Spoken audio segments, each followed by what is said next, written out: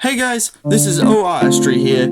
How we doing? Welcome to something that I'd like to do differently. So this is going to be my first ever Yu-Gi-Oh! Deck profile. So without further ado, let's just dive in. So my deck profile, as to the thumbnail, is going to be an Exodia deck profile. Now, this is a deck that, I suppose I always wanted to build over the years because I just love the concept of Exodia and the winning conditions, and I just really wanted to build this deck. It took a long time for me to even get Exodia. It was in one of the Yu-Gi-Oh! Collections, and I got a few of the pieces from the Yu-Gi-Oh! Gold, and then I also had one, I think it was the left arm or right arm from like Dark Beginnings, and that was my first ever piece. But I didn't get the full collection until that box set came out with the God cards in it. And then, yeah, cards like Mystic Mine, obviously weren't introduced at that point. And it wasn't until I saw Samurai X, so massive shout out to him, and he did his deck profile. And I just wanted to improve the deck a bit more. I just wanted to show kind of a different approach to the deck that he made. And also this is a budget alternative because he used some cards in his deck that most players probably wouldn't be able to afford because those cards can be very expensive. So we're going to start off with the extra deck. We only have one card in the extra deck, and that's Barracord Blocker. Basically, you can discard a card and then you can add a continuous spell or a field spell from your grave to your hand. That's going to be really good, and you're going to see why in this deck. And also, once per turn, your face-up spell cards can't be destroyed by opponent's card effects, so it's a protection for your Mystic Mine. Now we're going to go to the main monsters. Now obviously, you're going to have Exodia the Forbidden One. That much is really obvious, that you're going to have Exodia, and you're going to have all 5 pieces of Exodia. So you're going to have the left arm, the left leg, the right arm, and the right leg. Obviously, you need those in Exodia. Next, we got Marshmelon for basically protection. So your monster can't be destroyed by battle. So if, for whatever reason, you need to stall, Marshmelon's got your back. You got Exodius, the Ultimate Forbidden Lord. Now, the reason I have Exodius in my deck is if your opponent discards your hand, you can use Exodius to reshuffle Exodia back into your deck, which is really useful. And then you've got Swift Scarecrow, basically, again, to protect your life points, because you just discard this card and it ends your opponent's battle phase. So this bypasses Mystic Mine and everything, so that's really useful. And that's all your monsters. So now we're gonna move on to our spell cards. So we've got the 1 Terraforming, 2 Mystic Mine. Obviously, Terraforming adds Mystic Mine. It's the only field spell in your deck. And obviously, we all know what Mystic Mine does by now, so I don't need to go into it. Gold Sarcophagus, so you can banish a card, and then during 2 turns, you can add that card to your hand, so that's searching for Exodia. I've got 2 card traders in here, so basically, during your standby phase, you can shuffle your deck and draw a card, effectively, so that's really good to search other cards, mostly your Exodia pieces. Demise of the Lion. Now, this is a card that no one really plays, and I'm surprised no one plays it, especially in this current meta, because you can only activate this card when your opponent special summons a monster, and then you can select a field spell in your deck and activate it.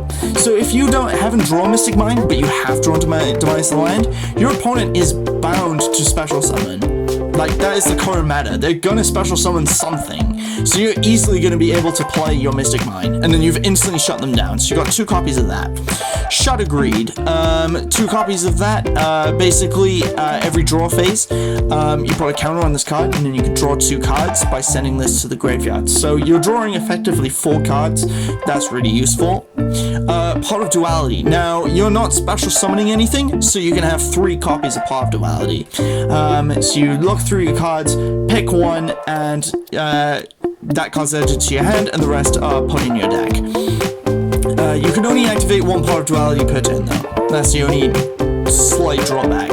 So, hand destruction. If there are cards you don't like, or if your opponent is trying to set up a combo, maybe they've got like hand traps on Nibiru, you can use hand destruction, make them discard their cards, and draw another 2. So that's really useful. I know your opponent gets 2 cards, but obviously if you're getting rid of hand traps, which again most of the meta is using, then that's a really good spell card. Next we got Magical Mallet. So Magical Mallet is really good because basically if you have a dead hand, you can use Magical Mallet to just shuffle any of the cards and draw. You can even keep cards in your hand. So let's say you had 3 Exodia pieces and you had 2 cards that you just didn't want. You can use Magical Mallet just to shuffle those back. Magic Reflector, you put this on your Mystic Mine, it gives it extra protection. Spell Absorption, every time a spell card is activated, you gain 500 life points. That's both you and your opponents, that's really useful. Nightmare Steel Cage, basically no player can attack for 2 turns, obviously you're trying to draw Exodia, so you're just stalling your opponent. And 2 Swords of Revealing Light, again, just more stalling for your opponent, because that protects you for 3 turns. Next we got Metaverse, and this is basically like Demise of the Land, only it's a trap card vision. So that's a really useful card to basically just play and get your field spell out. You can either add it to your hand or you can play it. Then you got 3 Reckless Greed. Obviously this is a really good card because you can just draw 6 cards and only have to wait 2 turns. You have to play all 3 at the same time, but once played, you know, you're getting 6 cards, so that's amazing. Jar of Greed allows you to draw 1 card.